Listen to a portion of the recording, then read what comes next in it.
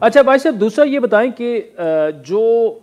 عمران خان صاحب پر آرٹیکل 6 لگنے کی بات ہو رہی ہے، یا جو کابینہ نے فیصلہ کیا ہے سائفر کے معاملے میں ان کے خلاف کارروائی ہوگی، اعظم خان کے خلاف کارروائی ہوگی، کیا آپ سمجھتے ہیں کہ ایک سیاستدان پر انہوں نے جو کیا وہ تو بہت برا کیا، لیکن کیا آپ سمجھتے ہیں کہ اب وقت آ چکا ہے کہ سیاستدانوں پر یہ آرٹیکل 6 اور غداری اور ان چیزوں سے پیچھے ہٹ جانا چاہیے؟ دیکھیں، میں آرٹیکل 6 کے بالکل خلاف ہوں۔ آرٹیکل 6 جو لگتا ہے یہ میرے خیال میں شاید عدالتیں ہی لگا سکتی ہیں کسی پر۔ عمران خان صاحب نے جو کچھ کیا ہے، پہلے انہوں نے جس طرح آئین توڑا اپریل 10 کو، جب انہوں نے اسپیکر کے ساتھ مل کر، ملک کے صدر کے ساتھ مل کر، ملک کے لاء منسٹر کے ساتھ مل کر، ڈپٹی اسپیکر کے ساتھ مل کر ایک سازش تیار کی کہ کس طرح ہم آئین کو اسمبلی کے اندر سبورٹ کریں گے، اور کیا، اور اس کی بات سپریم کورٹ نے بھی کی۔ دوسرا انہوں نے جو یہ امریکہ والی سازش بنائی جس کا بڑا کلیئر آ گیا، اور اس میں یقیناً قانون ٹوٹا ہے، اس میں کوئی شبہ نہیں ہے کہ قانون توڑا گیا ہے ملک کا، اس کو آپ آرٹیکل 6 سمجھیں یا نہ سمجھیں، لیکن قانون یقیناً اس معاملے میں توڑا گیا ہے۔ اور سب سے تشویشناک بات یہ ہے کہ ملک کا وزیر اعظم اور اعلیٰ ترین سرکاری افسر مل کر ایک منصوبہ بندی کر رہے ہیں کہ کس طرح ہم اس معاملے کو تبدیل کریں گے، سائفر کو، اور اس کو استعمال کریں گے اپنے سیاسی مقاصد کے لیے، اور اس میں نیشنل سیکیورٹی کونسل کو بھی ملوث کریں گے۔ تو یہ معمولی بات نہیں ہے۔ تیسرا، آپ کے سامنے شوکت ترین صاحب جو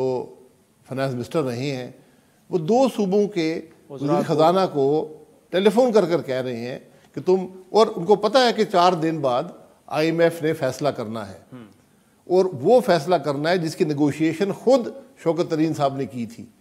وہ اس کی حساسیت سے واقف تھے، ان کو پتہ تھا کہ اس کے اندر کیا چیزیں رکھنا ڈال سکتی ہیں، مشکل ڈال سکتی ہیں۔ تو انہوں نے باقاعدہ ایک منصوبہ بندی کے تحت یہ کوشش کی کہ آئی ایم ایف پروگرام منظور نہ ہو سکے، اور یہ قابل سزا جرائم ہے آپ کے خیال میں؟ بالکل قابل سزا ہے، تو آپ کی لیکن کس قانون کے تحت ہیں؟ آپ کیسے دیکھیں، ہمارا طریقہ نہیں ہے کہ بغیر الزام لگائے، بغیر ثبوت کے کسی کو گرفتار کریں، جس طرح عمران خان نے کیا، اور اس نے اس کا کریڈٹ بھی لیا کہ ہاں میں جی سب کو گرفتار کرتا ہوں۔ شہباز شریف صاحب سے لے کر مفتاح اسماعیل تک ہر پی ایم ایل این کے صف اول کے لیڈر کو گرفتار کیا گیا، اس کے خلاف مقدمے بنائے گئے، اور جھوٹے مقدمے بنائے گئے، کیونکہ کوئی سر اور پیر نہیں ہے۔ تو ہم اس کام میں ملوث نہیں ہونا چاہتے، لیکن حکومت کی ذمہ داری ہے کہ ان معاملات کو بڑے سنجیدگی سے ان کو ہینڈل کرے،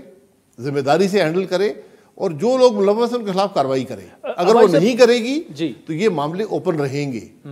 اور جو عوام کا حق ہے، کیونکہ یہ سازشیں ملک کے خلاف ہوئی ہیں، یہ پاکستان کی عوام کے خلاف ہوئی ہیں۔ اس میں ایک ضمنی سوال ہے، تو پھر مریم نواز کا گلہ بالکل جائز ہے اپنی حکومت سے کہ آپ کیوں نہیں کارروائی کریں، کیوں حکومت کیوں جھجک رہی ہے پھر؟ نہیں، دیکھیں، میں پہلے پھر کہا کہ آپ اس میں جلدی عجلت سے کام لے کر نقصان ہوتا ہے، آپ کو مشورہ کرنا پڑتا ہے